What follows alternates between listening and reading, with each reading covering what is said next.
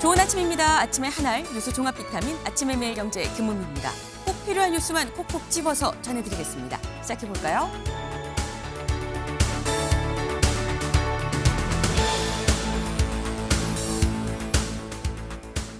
네, 매일경제 일면입니다.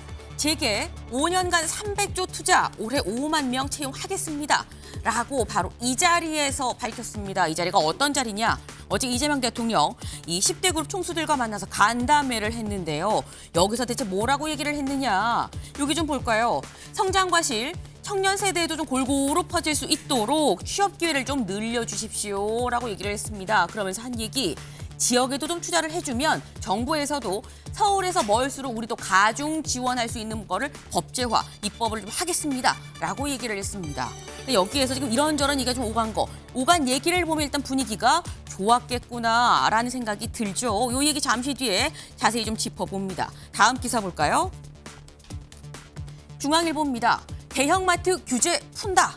어떤 규제? 대형마트의 규제가 많은데 그 중에서도 어떤 규제냐? 여기 좀 보겠습니다. 당정청 새벽 배송이 가능하도록 대형마트도 새벽 배송이 가능하도록 입법을 추진한다라는 얘기입니다. 사실 그동안 이 대형마트가 새벽 배송이 금지된 동안 오히려 쿠팡만 공룡처럼 좀 커졌다라는 지적이 있었죠. 그러니까 요걸 좀 반영을 해서 대형마트도 새벽 배송이 가능하도록 하겠다라는 건데 다만 소상공인 반발이 있었기 때문에 의무 휴업은 그대로 유지할 방침이다라고 하네요. 다음 기사 볼까요? 동아일보입니다. 1년 내내 값 오르더니 봄 이사철 앞두고 전세가 실종됐다라는 소식입니다. 이재명 대통령 연일 다주택자에 대해서 빨리 매각하세요라는 메시지를 계속해서 반복해서 내놓고 있죠. 실제로 매물도 서서히 좀 늘고 있는 것 같다라는 얘기가 나옵니다. 근데 문제는 팔려고 내놓은 매물 말고 전세는 실종됐다. 잠시 뒤에 봄철이면 이제 새학기 앞두고 한창 이사철인데 이 관련해서 지금 전세가 없다라는 거예요. 왜? 여기 같이 볼까요? 실거주 강화까지 겹쳐서 품귀 현상이 좀 가속화되는 거 아니냐라는 얘기가 나옵니다. 네. 관련해서 또 이재명 대통령이 SNS에 전세 품귀 현상 관련해서도 혹 메시지가 올라올까 좀 주목이 되네요. 다음 기사 볼까요? 한국일보입니다. 여야 대미투자법 특위 합의 25% 관세 저지 청신호다. 여야가 간만에 합의를 했습니다. 뭐에 대해서? 이 대미투자법 특위, 대미투자법 이거 왜 통과 안 되는 겁니까? 라고 얘기하면서 트럼프 대통령이 관세 다시 25%로 올릴 겁니다. 라고 얘기를 했었죠. 바로 그 문제가 됐었던 그 대미투자법 요거 빨리빨리 처리합시다라고 여야가 이 마음을 맞댔다라는 거예요. 합의를 했다라는 거죠. 이렇게 되면 이거 잘 풀리겠는데 청신호 아니야 라는 건데 근데 요것만 보면 일단 청신호입니다. 상당히 좋아 보이는데 이 미국의 제이미 어그리슨 USTR 대표를 만나러 우리나라 여한구 통상본부장이 갔다가 조금 전 이 새벽 6시쯤 해서 귀국을 했습니다. 그런데 이 그리슨을 못 만나고 빈손으로 귀국을 했죠. 네. 때문에 이게 청신호냐, 노란불이냐, 아니면 빨간불이냐라는 얘기가 나옵니다. 한편 오늘 새벽에 트럼프 대통령은 SNS에도 뭘 올렸느냐. 내가 시진핑 주석이랑 통화를 했어요. 라고 이거 올렸어요. 시진핑 주석과의 통화, 새해 들어서 처음으로 한 통화죠. 관련해서 우리 만나서 우크라이나 얘기도 하고요. 대만 얘기도 하고요. 이런저런 얘기를 할 겁니다. 라고 얘기를 했다라는 겁니다. 그리고 더불어서 4월에 중국 갈 거예요라는 걸 다시 한번 재확인을 했다. 일단 미중 간에는 뭔가 전보다 얘기가 좀 진전이 되고 있는 것 같아요. 미중 간 사이가 나쁜 것보단 좋은 게 우리한테도 나쁘진 않겠죠. 이게 어떤 나비 효과로 또 우리한테 여파가 올지도 주목해봐야 될 것 같다라는 생각을 좀 해봅니다. 다음 기사 볼까요? 국민일보입니다.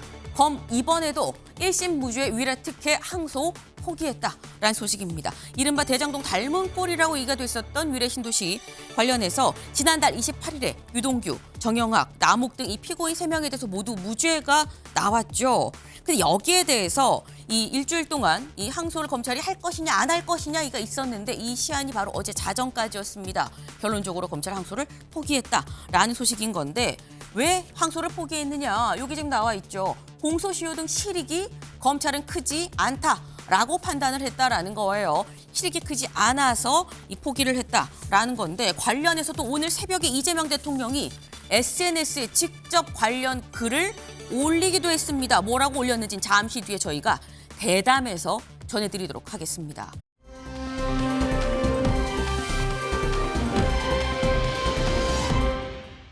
네, 바로 이 모습이죠. 아까 저희 일면으로 같이 봤었던 바로 그 모습입니다.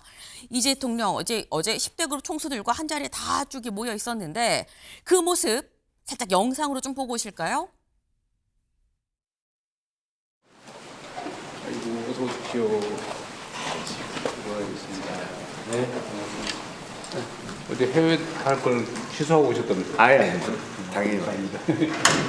경제는 생태계라고 하는데 풀밭도 있고 메뚜기도 있고 토끼도 있고 그래야 호랑이도 건강하게 살아갈 수 있는 것인데 자칫 잘못하면 풀밭이 다 망가질 경우도 있겠다. 저하고 이렇게 만나는 것도 사실 매우 자주 하는 편이어서 미안하게 생각될 정도인데 좀 정말 허심탄회하게 경계 없이 필요한 것들을 얘기하고 또 지원하고 협력해 갔으면 좋겠습니다.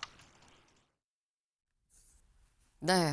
지금 직접 들으셨죠? 지금 보면 이재용 회장을 비롯해서 지금 쭉 10대 그룹 총수들이 다 와 있는데 이재명 대통령 해외 일정 취소하셨다면서요? 여기 오시려고 그랬더니 이재용 회장이 당연히 와야죠 라고 얘기를 하는 바로 그 모습입니다. 네.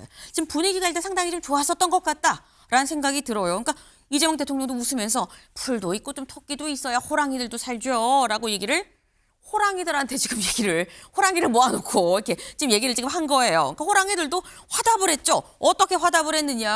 한국일보 기사 같이 볼까요? 호랑이들, 이 당부에 10대 기업 5만 명 채용하겠습니다라고 얘기를 했다라는 겁니다. 올해 2026년에 5만 명 채용을 하겠다. 어느 기업이 몇 명을 뽑는지 궁금하죠. 저희 표로 준비가 돼 있죠. 같이 볼까요? 이겁니다. 삼성 12,000명, SK 8,500명, LG 3,000명, 포스코 3,300, 하나 5,780명, HD현대 2,000명. 이 토탈 다 해서 한 5만 명 정도를 올해 뽑겠다라고 얘기를 했습니다. 네. 박창환 교수님. 사실 지금 청년 일자리가 없다 얘기가 많아요. 근데 요 정도 일자리면 좀 숨통이 좀 트일 수 있는 겁니까? 그렇죠. 정말로 가뭄에 단비 내리는 수준이라고 볼 수 있을 것 같습니다. 청년들이 공기업이나 네. 금융권, 이름난 몇몇 회사들, IT 기업들 여기가 정말로 낙타가 바늘구멍 들어가기보다 힘든 그런 경쟁률입니다. 어렵죠. 대기업들이 신규 채용보다는 소위 말해서 경력 사원 위주로 상시 채용을 하고 있기 때문에 사실 청년들이 들어갈 자리가 없는 상황입니다. 그런 상황에서 5만 4천여 명 정도의 그 신규 일자리 채용이라고 하는 거는 엄청난 가뭄에 정말로 단비가 될 그런 상황이라고 볼 수 있겠죠. 네, 지금 사실 그동안 일자리가 많지도 않을 뿐더러 일자리가 있어도 이게 또 양질의 일자리가 아니다라는 얘기도 있었어요. 그렇기 때문에 지금 10대 기업에서 이렇게 5만 개 정도의 이 5만 명을 채용을 한다라고 한다는 건 상당히 좀 가뭄의 단비 아니겠느냐라고 말씀하셨는데 근데 사실 이 5만 명 뽑겠습니다라는 것 말고 기업들이 얘기한 게 지방에 270조 투자합니다라고 얘기를 했습니다. 최수영 위원님.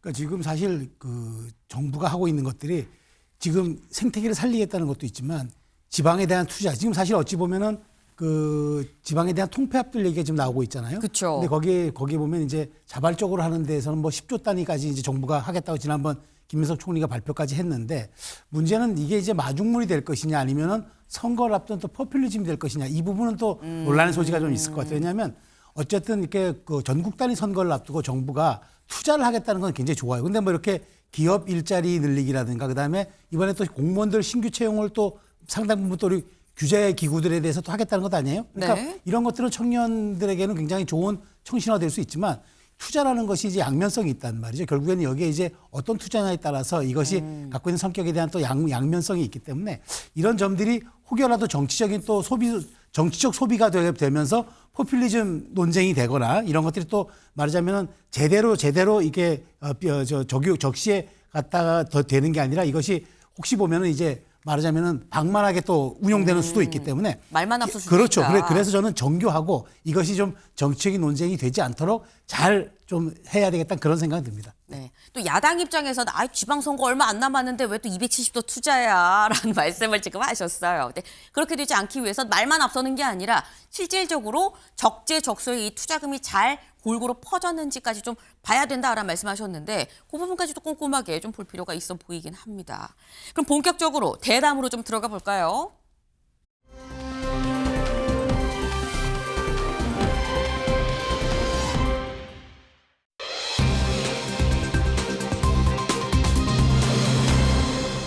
윗 어르신이라더니 점점점 이게 무슨 얘기냐라는 거죠. 기사 보시죠.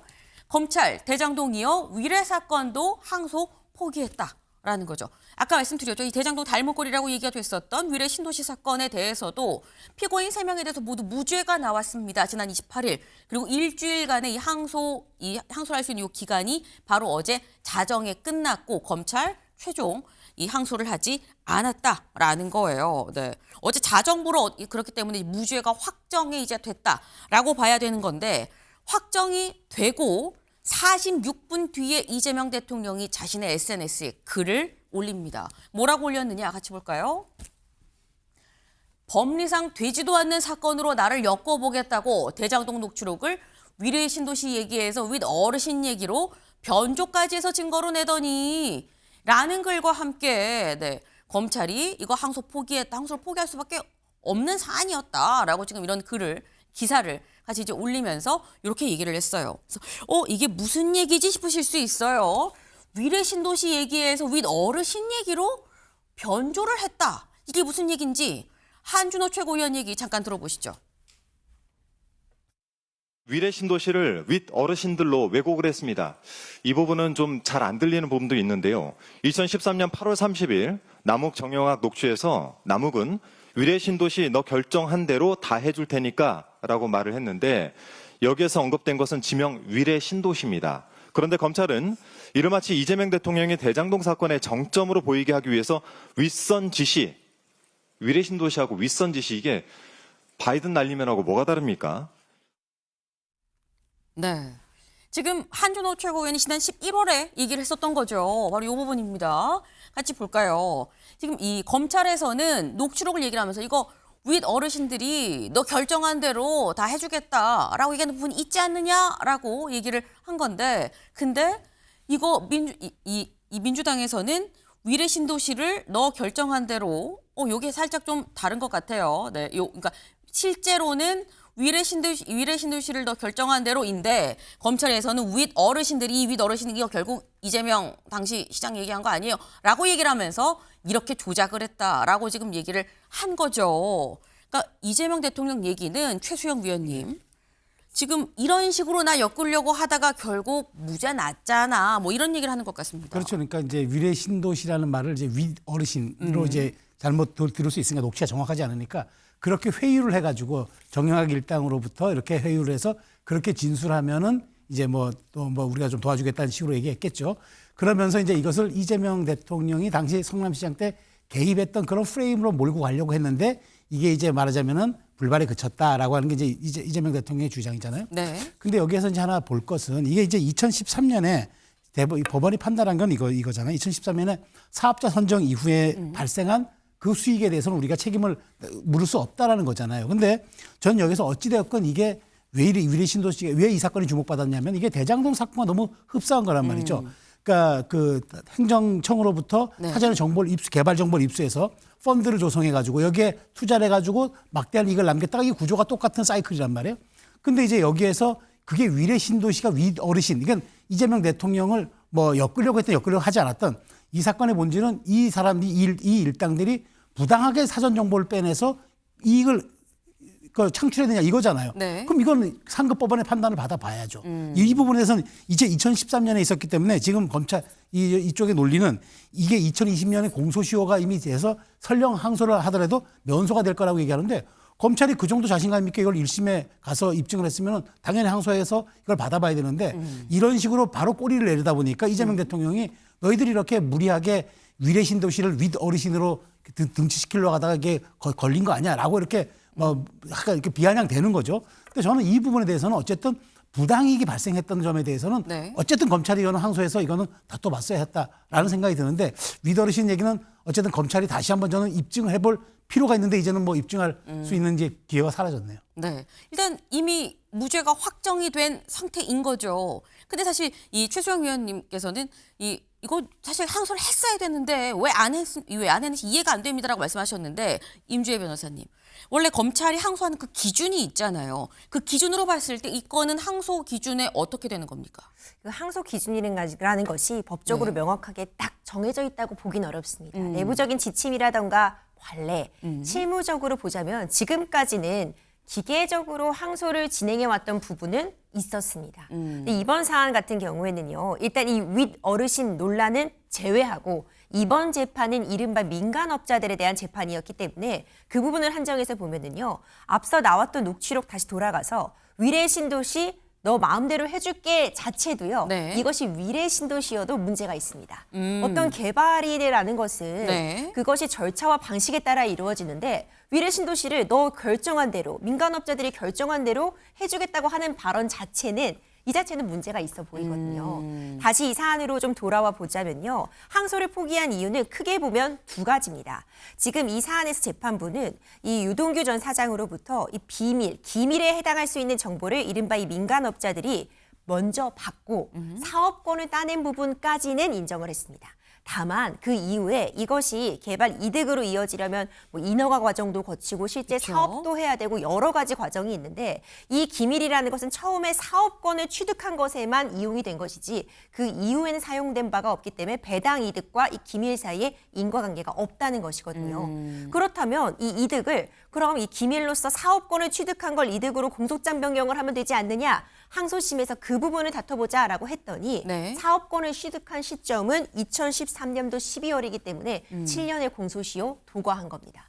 그러니까 지금 재판부의 판단을 보자면 사업권을 취득한 부분은 인정이 된다고 해도 공소시효가 지났으니까 항소할 실익이 없다라는 판단을 자체적으로 내렸다고 보고요. 네. 다른 경우라고 한다면 이 이득을 배당 이득으로까지 이 기밀이 사용된 것이다라는 인과관계 입증을 항소심에서 해보자 할 여지는 있었다고 보는데 네. 이미 대장동 판결에서 유사한 논리가 적용된 만큼 어떤 논란에서 좀 자유롭고자 바로 항소 포기를 한 것이 아닌가 생각이 됩니다. 네.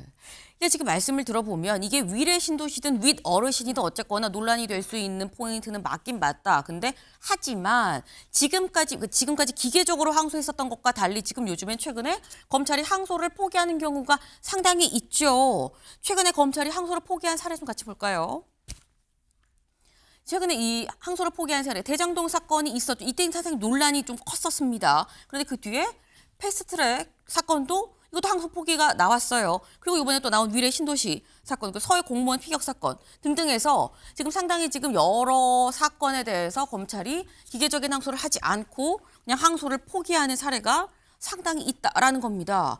이재명 대통령은 사실 중국 순방 때 기자간담회 때 이런 얘기했었죠. 직접 들어보고 오실까요? 그래서 내가 이 얘기 한번 내리겠다. 참 신통한 게 있었는데 예를 들면 말입니다.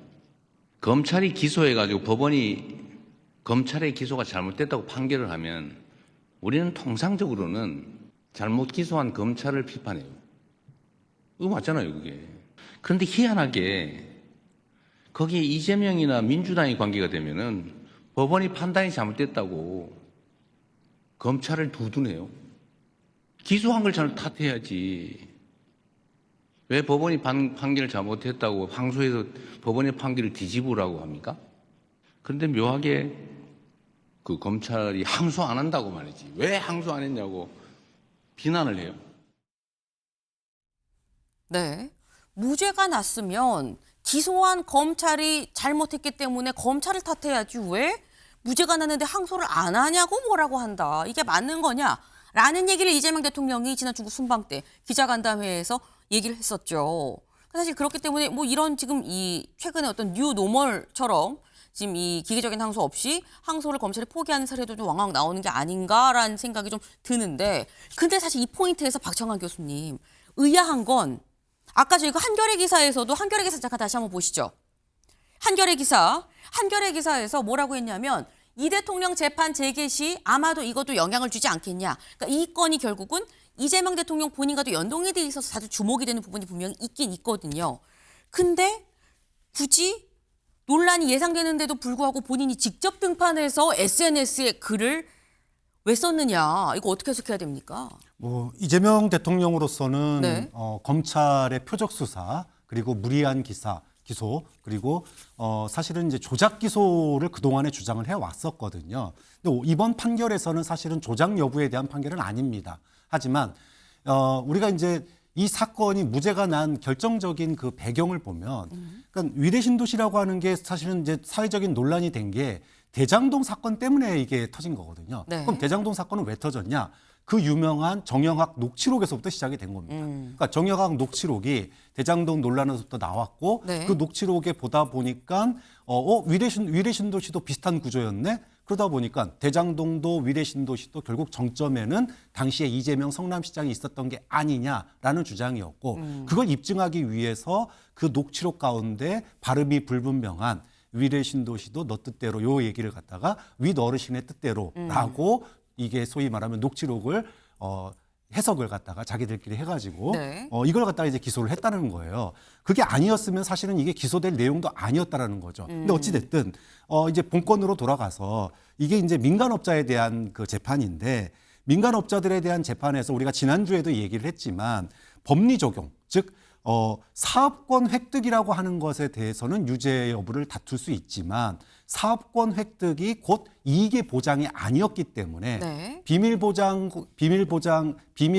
누설해 가지고 사업권을 획득한 거는 처벌할 수 있으나 사업권을 얻은 게 이익 획득하고 연결되지 않기 때문에 무죄라고 난 거였거든요. 그러면 지금에서 와서 그럼 이제 공소장 변경하겠다 그랬는데 앞서 설명했듯이 이미 공소시효가 지났어요. 네. 결국은 검찰이 무리한 기소, 잘못된 기소, 잘못된 법리 적용으로 이 무죄 사태에 이르렀기 때문에 사실상 항소 포기는 뭐 당연한 귀결로 갈 수밖에 없었던 거고 여기에 대해서 이재명 대통령이 얘기하는 거는 봐라 검찰의 항소 안 하는 걸 뭐라고 하기 전에 검찰이 무리하고 그리고 잘못된 그리고 조작된 기소를 했던 게 문제 아니냐라고 다시 한번 항변을 하는 거죠. 네.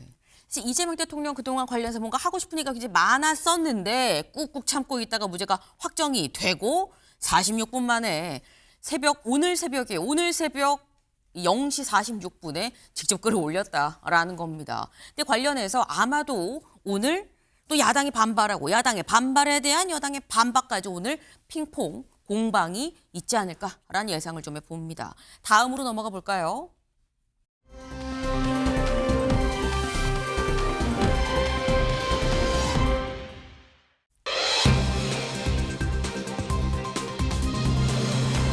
명예 남자? 이게 무슨 얘기냐? 같이 보시죠. 이재명 대통령 오늘 저녁에 박찬대 의원과 박찬대 전 원내대표와 만찬을 합니다. 물론 둘이서 단독으로 만나는 건 아니고요. 전 원내대표 단과 다 함께 만나기로 했다. 근데 지금 이게 나오는 건 원래 지인직에 당선 직후에 보려고 그랬는데 당선 직후에 또 전당대회, 민주당 내 전당대회가 있었고 박찬대 의원이 후보로 나오면서 이게 밀리다가 이번에 보기로 했어요라는 얘기예요. 네. 근데 여기서 드는 의문이 이런 거죠. 박찬대 의원이 원내대표를 그만두는 게 작년 6월입니다. 그리고 반년이 넘게 흘렀어요. 박찬대 의원 뒤에 김병기, 한병도 벌써 2명이나 원내대표가 바뀌었죠. 그럼 이 정도 연기되면 보통 그냥 취소가 되거든요. 근데 굳이 반년도 넘어서 한 8개월째에 지금 본다라는 거예요. 물론 이재명 대통령과 박찬대 전 원내대표가 상당히 가까운 사이였던 건 맞습니다. 그 모습 잠깐 같이 보고 올까요? 그래도 가장 좋았던 것은 웃을 일 없는 그 이재명한테 아재 개그를 시전해서 하지마 그 소리 들어가면서 핍박받아가면서 웃게 만들었던 그 부분이 가장 보람 있지 않았나.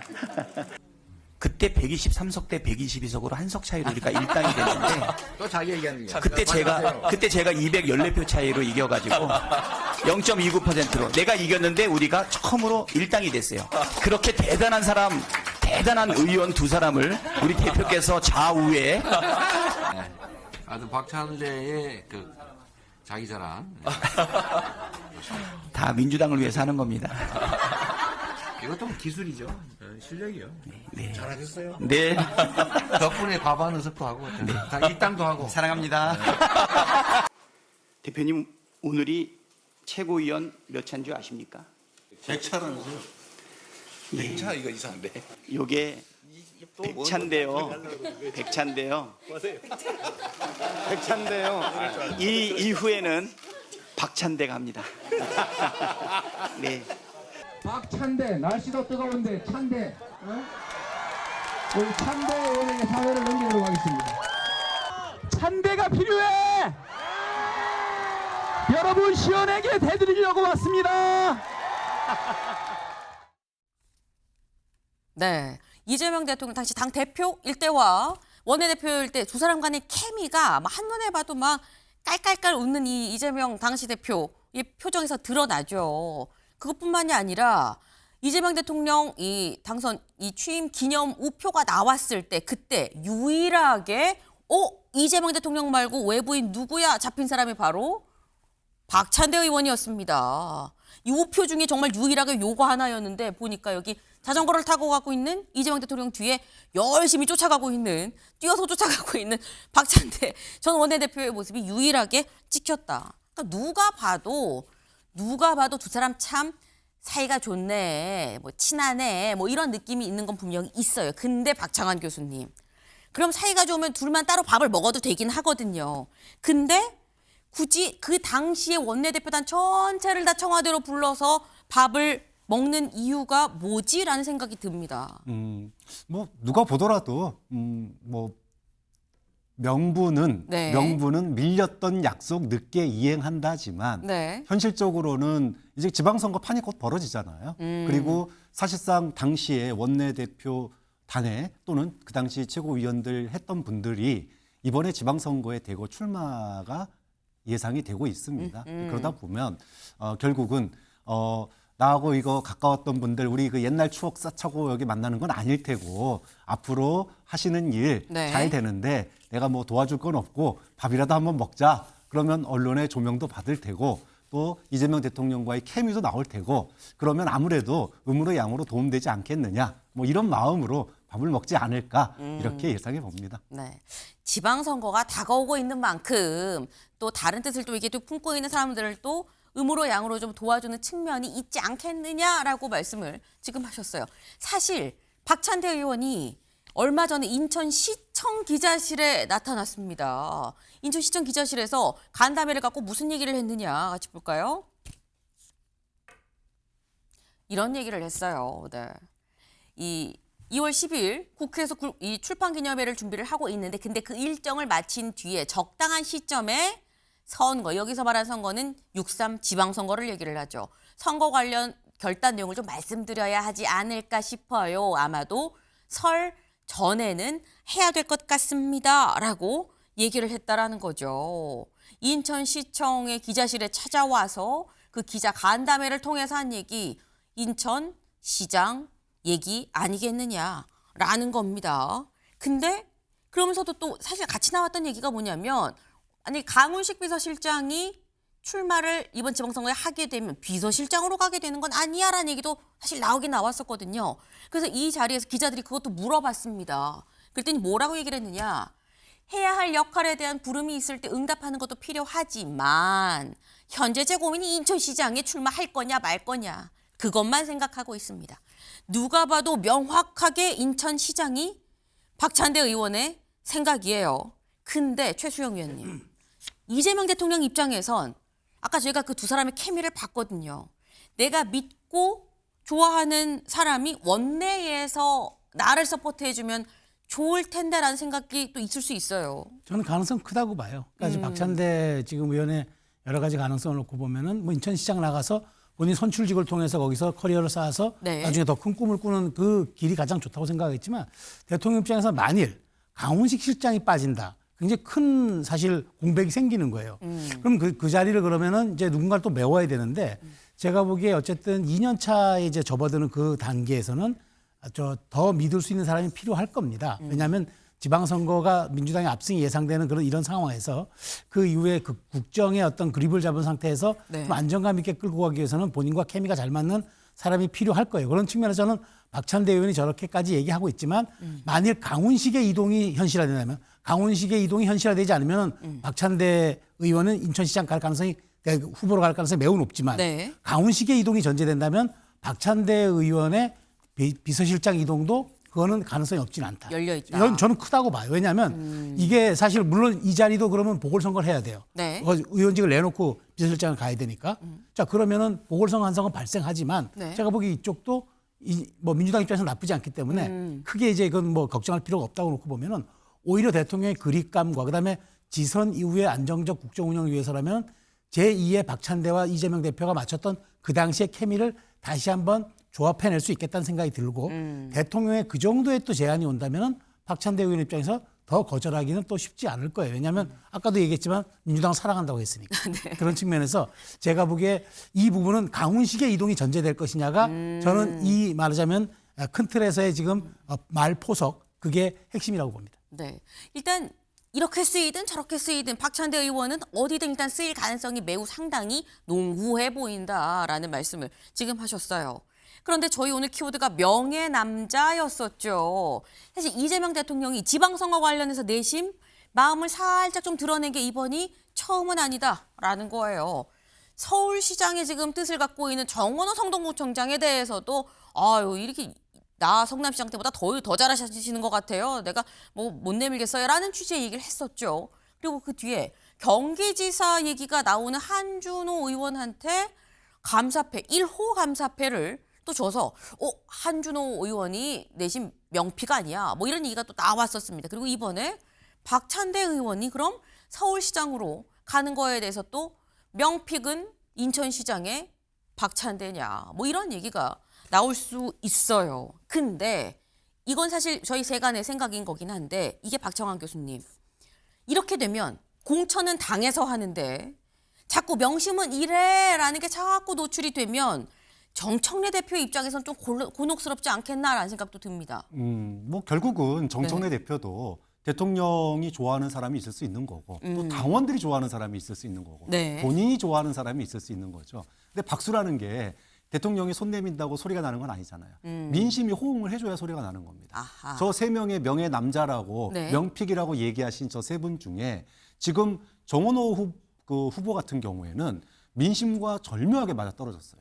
당시만 하더라도 여론조사에서 뭐 한 2, 3위 정도 나오던 분인데 저 얘기 나오고 나서 모두가 예상을 했지만 정말로 압도적으로 뭐 굉장히 상승률이 어마어마했죠. 결국은 지금은 여론조사에서 1위를 다투고 있습니다. 결국 민심과 호응하는 그런 그 명픽이냐 아니면 본인만 짝사랑하는 명픽이냐 뭐 이거에 따라서 결과는 바뀔 테지만 중요한 거는 정청래 대표 입장에서도 민심과 호응하는 후보 명픽을 굳이 거절할 이유는 없습니다. 다만 민심과 반대되는 명픽일 경우에는 어떻게 할 거냐. 또 본인이 소위 말해서 좋아하는 본인이 손 내밀었는데 네. 민심이 박수도 쳐주는데 대통령이 좀 이런다 이러면 어떡할 거냐. 그런데 그런 후보가 현재로서는 보이지 않죠. 그런 후보가 나온다면 곤란할 수 있겠지만 현재로서는 뭐 가장 명확하게 드러난 거는 정원호 후보나 박찬대 뭐 시장 출마 같은 경우에는 명픽이다 이렇게 얘기할 수 있겠지만 한준호 후보 같은 경우에는 뭐 이 감사패 1호라 그래가지고 네. 감사패 주다 보면 순서가 있는 건데 그걸 어떻게 명픽이라고 할 수 있겠느냐. 아마 경쟁 후보들에서 명픽으로 얘기하시면 항의들이 엄청나게 많을 거고 정청래 대표도 그걸 가지고 명픽이다 얘기하기에는 조금 너무 나갔다 생각할 겁니다. 네. 지금 말씀을 잘 들어보면 대통령이 뛰고 있는 사람 뒤에서 이렇게 등을 밀어서 좀 도와줄 수는 있는데 등을 밀어줘서 속도를 내서 1등으로 가냐 못 가냐는 당사자 몫이다라는 말씀이에요. 결국 민심을 최종 후보가 얻냐 못 얻냐 거기에 따라서 결승선에 들어오는 사람이 후보다. 등을 밀어줬다고 다 그 사람을 데려다가 1등으로 도는 건 아니다라는 취지의 말씀입니다. 아직 6월까지는 좀 레이스가 좀 상당히 길게 좀 남아있죠. 좀 더 지켜봐야 될 것 같습니다. 다음으로 좀 넘어가 볼까요?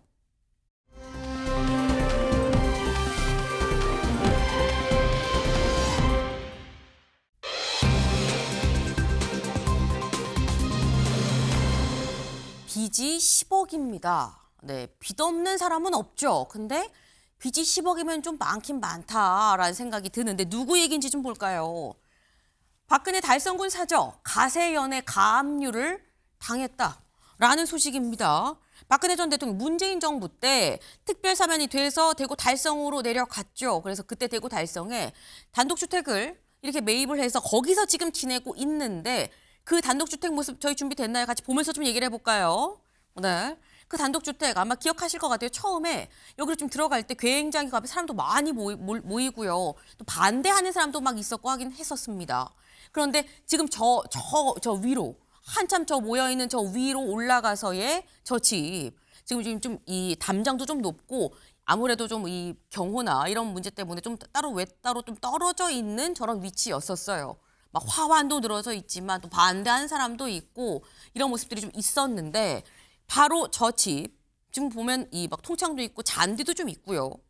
저 집이었는데 이 집이 25억이었었다고 합니다.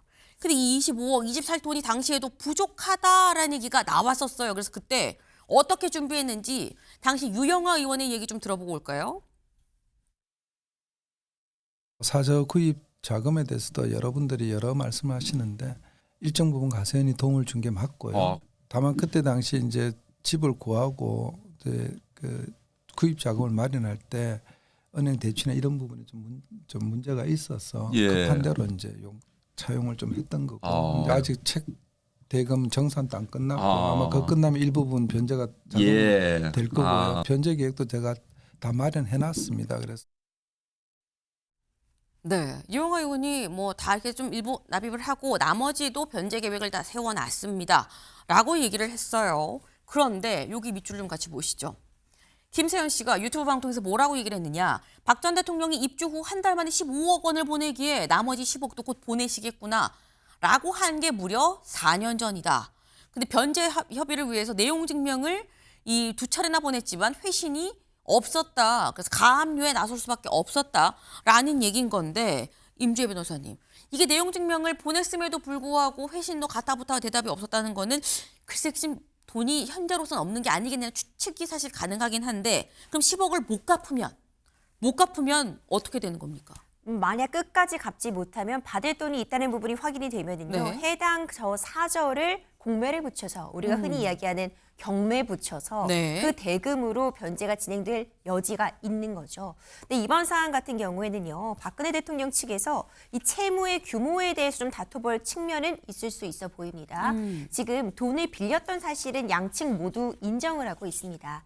당시 저 집을 꼭 구매해야 됐기 때문에 여기저기서 좀 돈을 빌려왔던 것 같고요. 네. 그중에 25억을 빌렸는데 15억은 빠른 시간 내에 변제했지만 지금 10억 원 정도가 남아 있다는 건데 책 판매 대금 등으로 일정 부분 변제를 해 나가고 있다면은 이 채무가 남은 금액이 10억이 다는 아닐 수도 있겠다. 이런 생각은 충분히 들고요. 아마도 앞으로 이제 소송이 진행이 된다면 채무의 규모라던가 정확하게 언제까지 갚기로 했다. 아니면 이자 같은 것을 지급한 약정 같은 것이 있는지 네. 이런 부분을 놓고 좀 공방이 오고 가다가 적절하게 합의가 되지 않을까 저는 예측을 하고 있습니다. 사실 지금 이게 가세현 쪽에서 뭐 김세현 씨 쪽에서 얘기를 하는 게 10억이다라고 얘기를 하고 있지만 이 10억이 정말 양쪽이 합의된 10억이 맞는지 그리고 언제까지 갚기로 한 그 시한이 양쪽이 서로 공유가 되고 있는 게 맞는지 여부를 좀 판단할 필요가 있다라는 그런 말씀이에요. 네. 근데 사실 아까 저희 집이 좀 크죠. 막 잔디도 있고 최수영 의원님. 또 일부 또 생각할 때는 아니 뭐 이렇게 비싼 집에 가서 살아 그냥 조그맣게 좀 이렇게 조그만 데 가서 살지 왜 25억이나 빌렸어라고 또 생각하실 수도 있거든요. 많은 분들이 그런 생각하실 수 있겠죠. 근데 한번 생각해 볼 필요가 있는 게 박 전 대통령은 벌써 한 번에 이 저 가압류에다가 공매 조치가 있었어요. 서초 내곡동 자택 있죠. 그때 이제 국정농단 국가정보원 특수활동비 상납 혐의로 형이 확정되니까 무려 벌금 180억 원하고 추징금 35억 원이 나왔는데 네. 낼 수가 없었잖아요. 당신 감옥에 있었고 하다 보니까 검찰이 내곡동 자택을 이제 범죄 수익으로 환수하고 공매로 넘겼단 말이에요. 아픈 사인 한 번 있잖아요. 자, 근데 박 전 대통령 입장에서 경호 문제도 있고 과거 살던 규모도 있는데 고향에 내려갔는데 저 정도 규모, 그러니까 제가 보기에 일반인들 보기엔 굉장히 크지만 경호라든가 또 일반인들이 수시로 접근하고 이런 걸 여러 가지를 감안한다 그러면은 저 정도의 어떤 규모라든가 약간 경호 시설 같은 거 필요하다 그러면은 아무리 지방이지만 전 그 정도 돈 들어갈 것으로 보이는데 저는 그런 점에서 너무 가세현 측이 조금 조치가 과한 게 아니냐 생각이 좀 들어요. 왜냐하면은 어쨌든 저 돈을 빌려줬을 때 보수 진영 지지층에서는 가세현에 대한 굉장한 고마움도 많이 표시했었어요. 어려울 때 도왔다. 유영하 변호사를 통해서. 그렇게 해서 또 가세현이 그 나름대로 또 보수 진영에서 주목받은 것도 좀 있었는데 4년 지나서 박 전 대통령이 어디 갈 사람도 아니고 저 집이 그대로 있을 텐데 저기에 대해서 굳이 가압류 딱지를 저기 붙인다는 게 그게 과연 뭐 정말 뭐 돈을 못 받을 우려 때문에 하는 것인지 이런 약간 그런 좀 과하다는 생각이 좀 인상을 지울 수가 없어서 어찌됐든 이 문제는 잘 돈을 갚으면 처리가 될 문제지만 유영하 변호사가 저렇게 구체적인 플랜을 얘기하니까 전 어쨌든 가압류가에서 어떻게 공매 이런 절차보다는 네. 빨리 물밑 조율을 통해서 원만하게 해결되는 게 가장 아름다운 모습이겠다는 생각이 듭니다. 네. 사실 당시에 가세현도 상당히 박근혜 전 대통령의 지지자들로부터 뭔가 좀 많이 슈퍼챗이도 모두 받지 않았느냐. 거기에 대해서도 좀 사람들 생각이 좀 다를 수 있다라고 좀 말씀을 하셨어요. 집이 큰 거는 뭐 경호 문제나 이런 부분이 좀 있다라고 말씀을 하셨는데 박창환 교수님, 사실 당시에 뭐 슈퍼챗이라고 얘기를 하죠. 유튜브로 이제 가세현 뭐 보고 하면서 아 그래 내가 여기다 돈을 보내면 이 돈이 박근혜 전 대통령한테 가는구나라고 해서 박 전 대통령 지지자들 중에서 돈을 보낸 분도 상당히 있긴 있을 거거든요. 저 돈 주는 거 아니었어? 라고 생각을 하는 분들은 뭐야 10억을 받는다고라고 생각할 수도 있을 것 같긴 해요. 네, 뭐 크게 보면은 두 가지 생각이 드는데요. 네. 지금 말씀하신 것처럼 우리가 흔히 얘기하는 뭐 인지상정이라고 가세현의 수익이 사실상 많은 보수 시청자들에게부터 나온다라고 하는 거는 뭐 부정할 수 없는 사실이고 그 많은 수익이 과거 소위 말해서 탄핵 반대, 박근혜 탄핵 반대라든지 또 박 전 대통령에 대한 지지자들의 동정 여론 네. 여기서부터 출발했던 것 또한 사실입니다. 그런 점에서 지금 이제 최수영 평론가 말씀하신 것처럼 좀 인지상정이 너무 매몰찬 거 아니냐 뭐 이런 얘기도 하나 나올 수 있는 거고요. 또 한 가지 드는 생각은 박근혜 전 대통령이 탄핵당한 결정적인 사유 중에 하나가 소위 말하면 그 경제 공동체로 불렸던 그분 때문이었거든요. 그러면 우리가 성인이라면 독립된 성인이라면 두 가지 조건이 필요합니다. 하나는 법정 나이가 필요한 거죠. 네. 만 19세가 지나가면 다 누구나 성인입니다. 그리고 경제적인 독립을 이뤄야 성인입니다. 남한테 나이 먹고 부모님 집에서 얹혀 살거나 친구 집에 얹혀 살거나 아는 집에 얹혀 살면 우리는 독립된 성인이라고 인정하지 않습니다. 근데 박근혜 전 대통령을 보면 그런 점에서 동정심이 들어요. 어려서부터 구중궁궐 안에서 자라서 정치인으로 성장을 했는데 과연 독립된 성인 맞느냐. 다른 사람들에게 의탁해서 본인이 수입 관리를 제대로 못하시고 여기까지 또 감옥에 나와서도 또 다른 사람에게 의탁해서 또 이렇게 빚지고 사는 게 독립된 성인으로서 우리가 과거에 선출된 대통령으로서 독립된 성인이 있느냐. 좀 이런 점도 참 기구한 운명이다. 뭐 이렇게 얘기할 수밖에 없는 지점도 있다고 봅니다. 네. 총론적으로 좀 안타깝다라는 말씀으로 좀 정리를 할 수 있을 것 같아요. 네. 지금 이 가세현이 10억을 좀 요구를 하고 있는데 그래서 가압류를 지금 신청을 했는데 요게 앞으로 어떻게 풀릴지 내용 증명 나 못 받았는데 무슨 얘기예요? 라고 하면서 바로 도치가 갚을 수도 있고요. 어떻게 될지 좀 봐야 될 것 같습니다.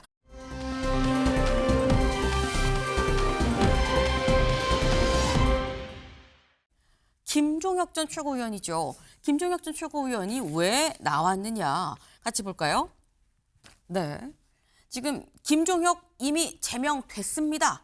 근데 무슨 얘기예요? 아직 날짜가 남았는데 라는 얘기예요. 김종혁 전 최고위원 이 방송이나 이렇게 출연을 해서 이 발언을 한 게 해당 행위였었다라고 해서 당무 윤리위를 거쳐서 탈당 권고를 받았죠. 그리고 탈당 권고를 받으면서 이거 관련해서 추가적인 조치가 없으면 그냥 제명으로 갈 겁니다라고 얘기를 했었는데 관련해서 이 얘기가 좀 달라요. 이미 제명됐어요. 아니요. 무슨 얘기예요? 직접 들어보고 오시죠. 최고위원회의 의결과 상관없이 일정 기간 도가로 자동적으로 효력이 발생하는 것으로 이해를 하고 있습니다. 이미 10일의 기간이 도과가 되었으면 그런 효과가 발생했다고 저는 알고 있습니다. 월요일 날 그 윤리위에서 저를 이제 그 탈당 권유했다라고 발표를 했잖아요. 근데 이게 그 서류가 와야 되는 거잖아요. 저한테 그렇죠. 송달이 안 송달. 된 거야. 근데 이게 제가 수요일 날 서류를 받았거든요. 네. 그럼 이번 주 토요일이 이제 열흘이 되는 날이에요. 근데 박성훈 대변인은 이런 거 신경 안 쓰고 그냥 월요일 날 그때 발표했으니까 오늘이 열흘이니까 이제 오늘 끝난 거지. 아하. 이렇게 생각해서 얘기를 한 거예요. 근데 그 원래는 송달된 날부터 열흘인데 그 양반이 그걸 잘 모르는 모양이다. 네. 취재를 하니까 거기서 갑자기 또 화들짝 놀라갖고 야 그거 아닌가비요. 그래갖고 다시 입장이 정해진 게 아니고. 네. 근데 매사가 이런 식이에요. 이 당 윤리위나 우리 당 지도부가 하는 일들이라는 게 윤리위원회 징계 의결이 있고 나서 이로 인한 제명 효과가 언제부터 발생을 하는지, 제명으로 인한 법적인 효과가 최고위원회의 의결이 필요한지에 대해서 논란이 있는 상황입니다. 그렇기 때문에 당의 당무감사실과 기획조정국 등의 의견을 취합해서 최종적인 당의 공식적인 입장을 말씀드리도록 하겠습니다. 네, 결론적으로 아직 잘 모르겠어요. 확인해 보겠습니다라는 게 당의 입장이에요. 근데 이게 사실 임주혜 변호사님 처음에 윤리위의 결정이 올라온 거는 수요일이었었나요? 그랬었고 그걸로 따지면 이 화요일에 또 끝나는 거고 그게 아니면 아까 김종욱 전 최고위원 얘기는 내가 송달을 받은 거는 나는 한참 그 뒤였는데 라고 또 얘기를 하고 있어요. 그렇기 때문에 아직 시간이 남았어요 라고 또 얘기를 하고 있거든요. 이게 뭘 기점으로 봐야 되는 겁니까? 이게 사실 법원에서 어떤 공식적인 문서를 송달한 것과는 다른 차원입니다. 그러니까 당에서 징계와 관련된 내용이기 때문에 네. 법원에서 보내는 그런 문서는 아니죠. 네. 근데 우리가 처음에 소장을 송달받는 걸 기준으로 해보면 네. 내가 지금 소에 제소가 되었는지 모르는 상황이기 때문에 나에게 정말 갔다가 소장이 제대로 도착한 기준, 우편으로 배달된 기준, 실제로 내가 받아본 날을 기준으로 하는 게 맞는데요. 네. 집에서 계속 없다거나 송달을 받을 길이 없고 주소가 불명확하다고 한다면 공시송달이라고 해가지고 게시판이나 관보에 기재해 놓는 걸로 그쵸. 가름할 수 있습니다. 네. 그런데 이걸 이번에 이 징계 결정이 어떻게 송달되었느냐 이런 부분을 고스란히 그대로 갖다 놓을 수는 없기 때문에 이전에 어떻게 해왔느냐, 관행적으로 어떻게 했는가 아니면은 관련해서 당에서 갖고 있는 규칙이나 내부적인 안이 있는가 이 부분이 쟁점이 될 것 같은데 아마 지금 이야기를 나오고 있는 걸 보면 정확하게 정해진 건 없었나 봅니다. 네. 이번 기회에 정돈할 필요는 있어 보이고요. 의심이 있을 때는 어쨌든 형사적으로 보면 피고인의 이익으로라고 네. 하는 규정은 대원칙 그리고 헌법적인 가치라고 보여지기 때문에 최대한 억울한 부분이 없게 김종은 의원의 이야기도 귀를 기울일 필요는 저는 충분히 있다고 보는데 네. 어떻게 해왔는지가 실무적으로는 중요할 것 같습니다. 네. 그 지금 말씀처럼 뭐가 딱히 정해져 있다기보다는 뭔가 절차적으로 서로 다르게 생각할 여지가 좀 있어 보여요. 때문에 이걸 좀 제도적으로 정비할 필요가 있어 보입니다. 라는 말씀인 건데 최수영 위원님. 당에도 오래 계셨고 당직도 여러 번 맡으셨고 지금 이 상황을 어떻게 봐야 돼요? 이게 지금 제명이 사실 굉장히 큰 건이거든요. 당에서 그냥 제명을 정말 말 그대로 뽑아내는 건데 이게 이렇게 아 그런가 아닌가 뭐 지금 이런 얘기가 지금 나오고 있어요. 저는 보면서 이제 이런 속담 있잖아요. 우리 청명해 주거나 한식해 주거나. 그러니까 뭐 네. 며칠 사이인데 안 생각해 보십시오. 이게 그러면 수요일이든 토요일이든 이게 무슨 상관이 있습니까? 전 제가 보기에 어쨌든 김종혁 최고위원은 이제 제명 수순으로 가는 거예요. 그러니까 이게 이제 탈당, 그러니까 말하자면 제명 권유가 돼서 열흘이 지나서 자동적으로 도과가 돼서 하든지 아니면 공시받은 날부터 해가서 열흘을 하든지 그러면 네. 수요일이냐 토요일 날의 차이인데 네. 굳이 이거를 3일을 뭐 앞당겼다고 뭐 경천동지가 됩니까? 당의 운명이 달라집니까? 저는 이런 거는 별로 왜 사소한 일에다 이렇게 자꾸 당의 분란과 갈등들을 불씨들을 외부에 노출시키는지 모르겠어요. 그냥 그러면은 과정 최고위원회 의결을 거쳐서 처리하겠습니다. 하면 될 일이고.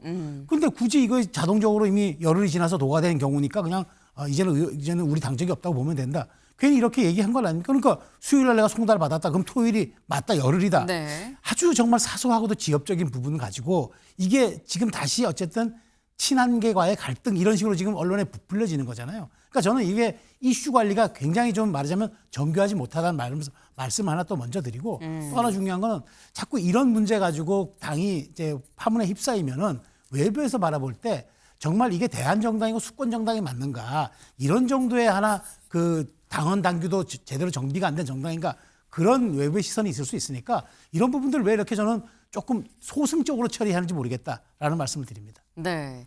지금 이슈 관리가 좀 제대로 스무스하게 안 되는 거는 잘못이 있긴 있지만 한식에 주구나 청명에 주구나라는 표현을 쓰셨어요.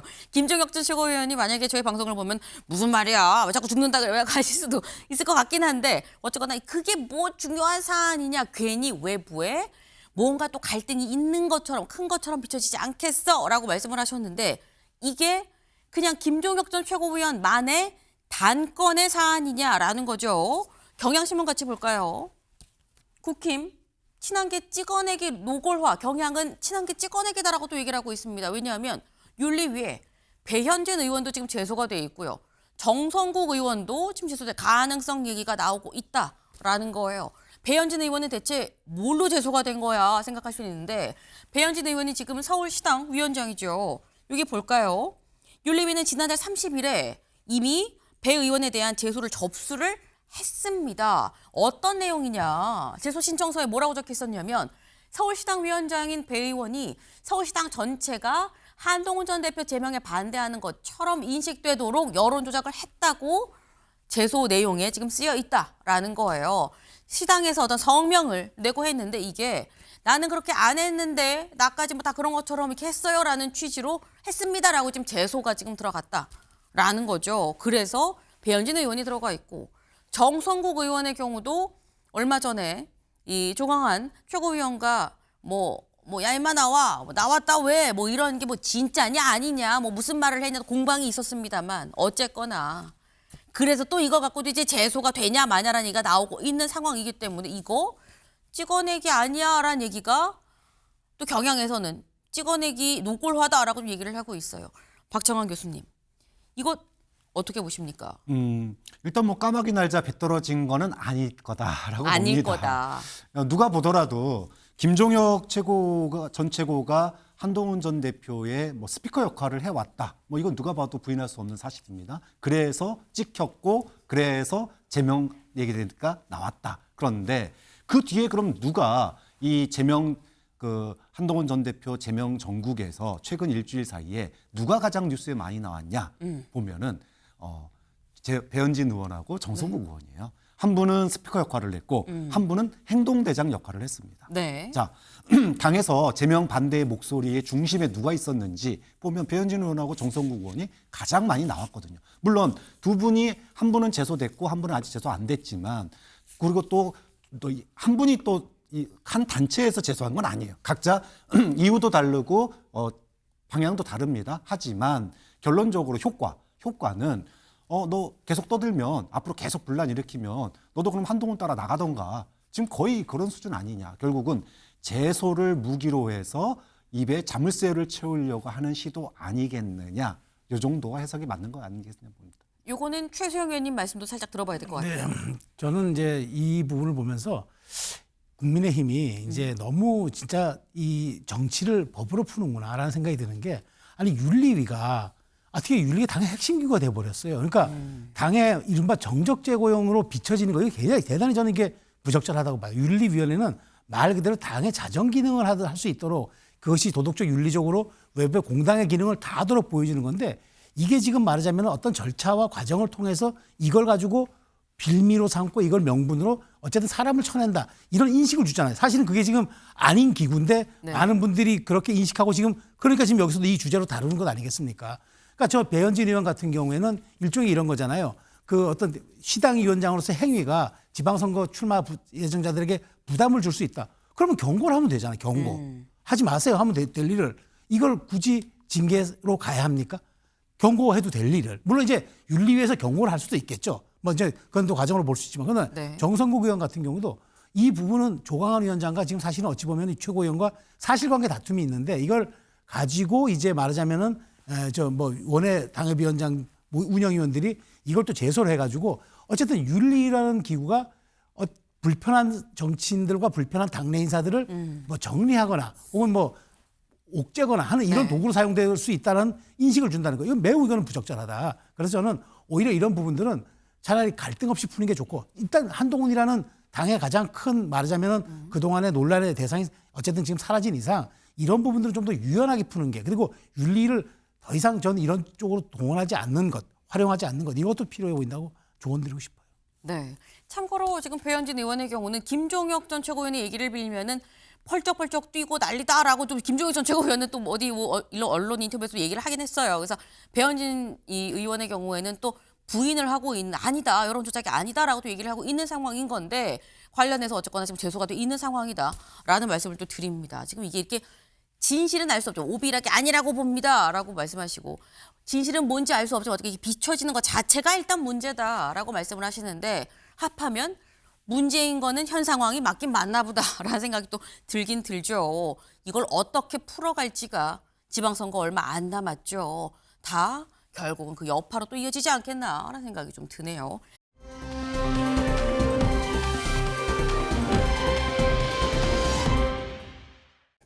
송영길 전 대표죠.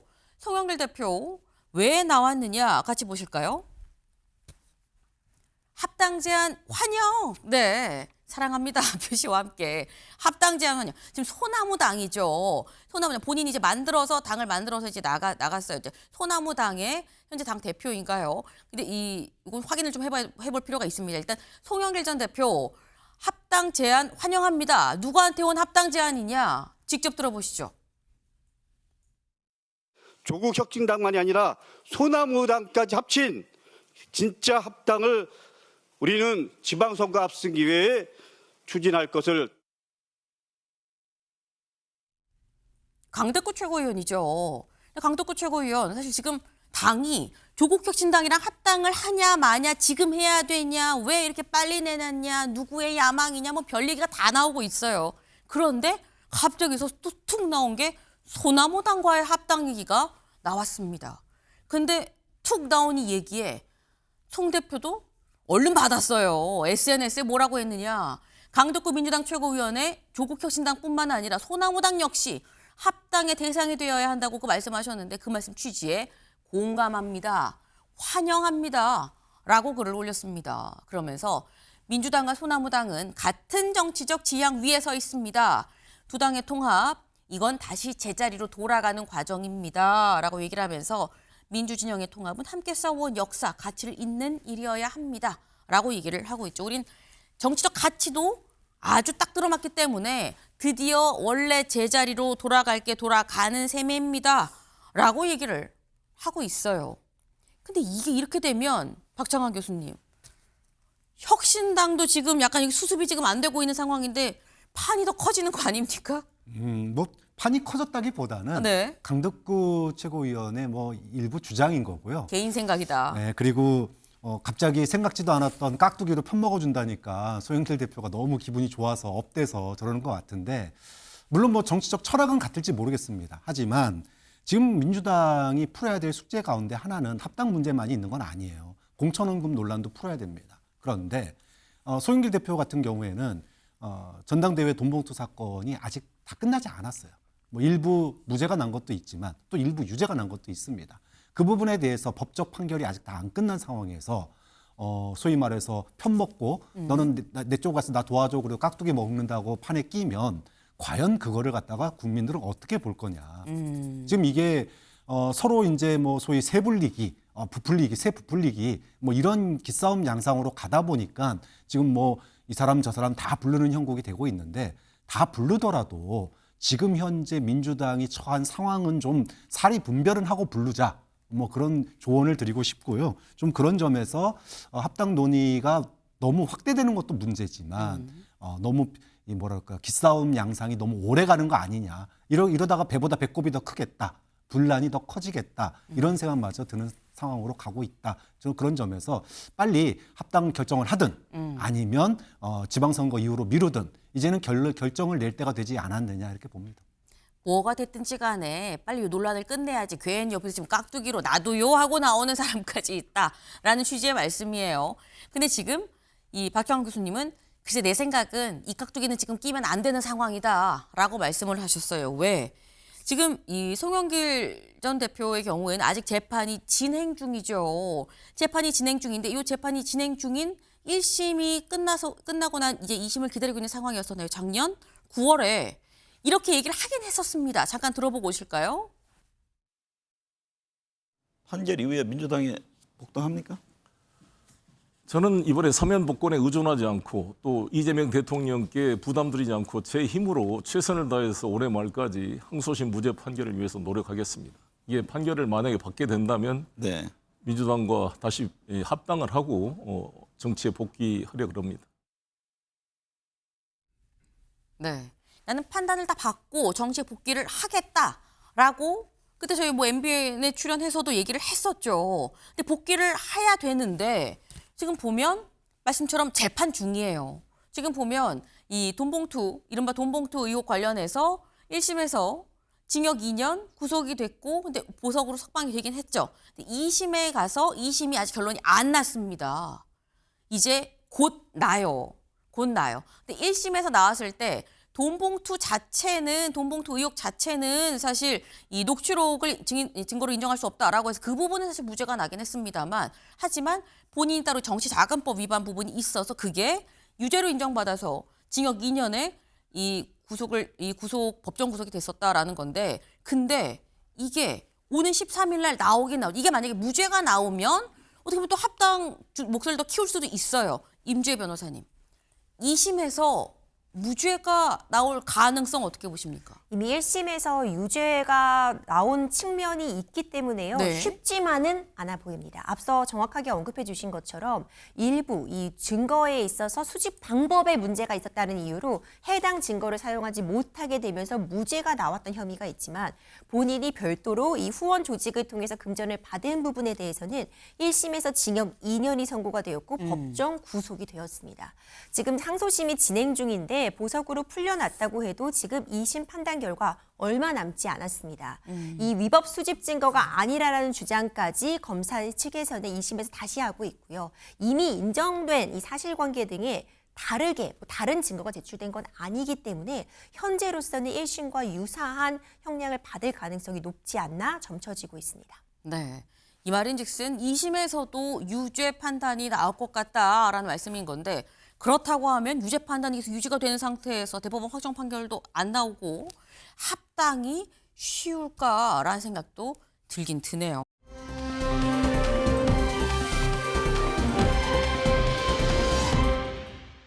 다음 세 번째 인물 좀 가볼까요? 마지막 인물입니다. 전 국민이 이제 다 알죠. 명태균 씨입니다. 명태균 씨가 왜 나왔느냐 같이 보시죠.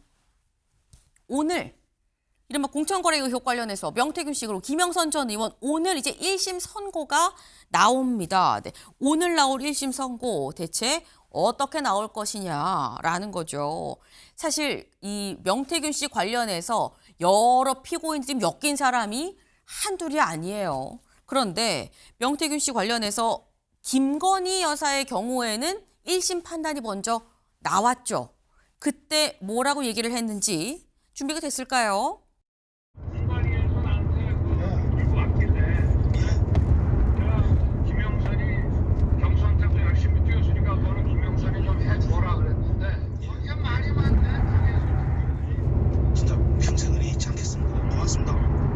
연구소의 영업활동의 일환으로 정기적으로 실시하던 여론조사 결과를 피고인 부부를 비롯하여 여러 사람들에게 배포한 것으로 보일 뿐이어서 이를 두고 피고인 부부가 여론조사 비용 상당의 재산상 이익을 취득한 것으로 볼 수 없습니다. 여론조사의 대가로 김영선에 대한 공천을 약속받은 것으로 단정하기도 어렵습니다. 실제 김영선에 대한 공천은 국민의힘 공천심사위원회에서 위원들 사이의 토론을 거쳐 투표에 의하여 결정된 것으로 보입니다.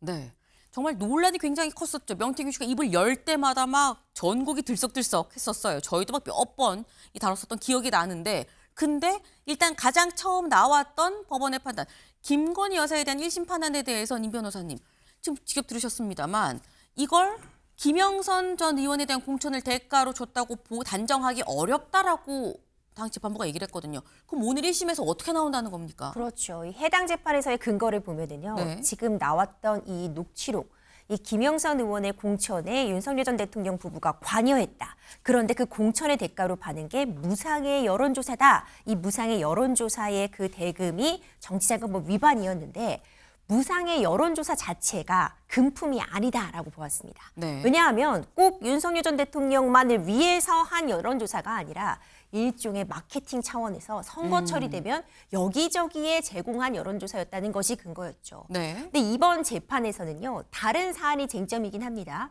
이 공천을 대가로 해서 김영선 의원과의 사이에 있어서 회계 담당자 강혜경 씨를 매개로 해서 8천만 원을 오고 갔느냐. 금전은 또 다른 부분이 있지만 네. 공통된 쟁점이 있습니다. 그래서 김영선 전 의원의 공천에 명태균 씨가 청탁을 하고 대통령 부부가 관여했는가, 이 부분에 대해서는 다시 한번 판단을 할 수밖에 없기 때문에 과연 이 김건희 여사의 1심 재판과는 달리 네. 이 공천에 개입한 부분이 있다라는 판단이 내려지지 않을까 관심이 집중되고, 만약 이전의 1심 판단처럼 이것을 공천에 개입했다고 저런 녹취가 있음에도 불구하고 단정할 네. 수 없다라고 한다면 이번에도 무죄가 선고될 가능성, 적어도 해당 부분에 한해서는 있는 상황입니다. 지금 사실 지난 김건희 여사 때와 같은 판단을 한다 그러면 그 부분에 대해서도 무죄가 나올 수도 있다. 근데 그때 재판부와 지금 재판부가 좀 다르기 때문에 재판부가 또 다르게 결론을 낼 수도 있다라는 거예요. 최수영 의원님 어떻게 전망하십니까?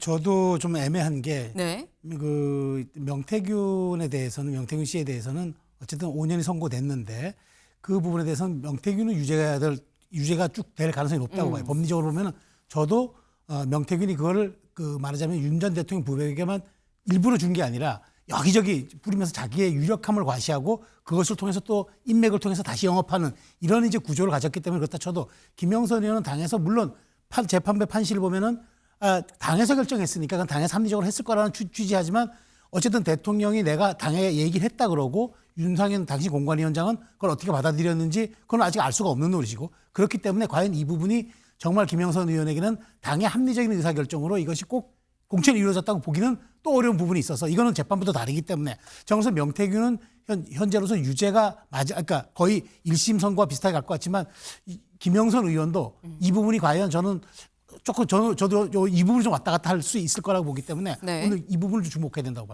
봅니다. 네. 지금 두 분이 다 이게 좀 어떻게 해석이 될지 좀 애매한 부분이 있어요라고 말씀하셨는데, 이게 지금 사실 명태균 그리고 김영선 두 사람뿐만이 아니라 걸려있는 사람이 더 있죠. 누가 더 있는지 같이 볼까요? 윤석열 전 대통령입니다. 여기 아직 공판 준비 기일이에요. 본 공판에 아직 들어가진 않았습니다만 여기도 무상 여론조사 건으로 해서 지금 들어가 있고요. 그리고 오세훈 시장의 경우도 여론조사비를 대납. 여기는 무상이고 여긴 대납이고 요 정도의 차이입니다. 하지만 똑같이 여론조사를 받은 거에 대해서 지금 재판으로 들어가 있다라는 건데, 이 여파가 또 어떻게 영향을 미칠 거냐라는 거죠, 임 변호사님. 영향을 서로 주고받을 수밖에 없습니다. 네. 만약 오늘 이것이 어떤 청탁에 해당한다, 정치자금법 위반이다라고 나오면요. 네. 다른 재판이긴 하지만 앞서 김건희 씨에 대한 재판에선 다른 판단을 했기 때문에 일정 부분 좀 충돌하는 지점이 있을 수 있어 보입니다. 네. 당연히 항소심으로 갈 거고 대법원에서까지 법리 다툼이 진행이 되면 저는 어느 정도 대법원에 가서는 결이 맞아질 거라는 생각은 하지만 이 판결들을 놓고 계속해서 말이 나올 수밖에 없고요. 앞으로 진행될 재판들, 윤석열 전 대통령도 그렇고 오세훈 시장도 그렇고 쟁점은 동일합니다. 그래서 영향력을 행사했는가. 그래서 이 무상이든 유상이든 뭔가 영향력을 이 대가로서 행사를 받았는가. 이 부분은 계속 판단이 나올 수밖에 없습니다. 네. 오늘 나올 판단이 굉장히 좀 중요해 보이죠. 다방면으로 좀 영향을 미칠 수밖에 없어 보입니다. 오늘 오후 2시인가요? 주목해 볼 필요가 있네요.